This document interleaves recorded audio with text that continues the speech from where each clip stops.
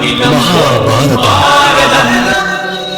சந்ததியினர் சந்தோஷமாய் வாழ வேண்டும் என்பதே அகிலத்து பெற்றோர் அனைவரது அகத்திலும் உள்ள ஆசை. தம்மால் இவ்வுலகில் பிறந்த அவர்கள் அவரவர் கர்ம வினைப்படி எதிர்காலத்தை வரவேற்று எதிர்கொள்கின்றனர்.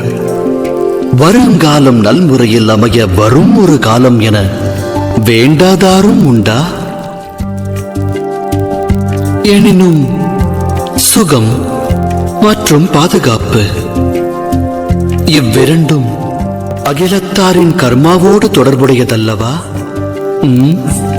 அகிலத்தில் ஓர் ஜீவனின் பிறப்பு வளர்ப்பால் பெரும் சிறப்பு, பெரும் சிறப்பு பெரும் சிறப்பாய் அமைய அவசியம் தேவை பரம்பொருளின் அரவணைப்பு. நல் வளர்ப்பு நல்லொழுக்கம் கொண்டவன் சரித்திரம் படைக்கிறான். தாய் தந்தையர் நல்லொழுக்கம் போதித்தால் சந்ததி சாதனை படைக்கும். எதிர்காலம் அவர்கள் சரித்திரம் பேசும்.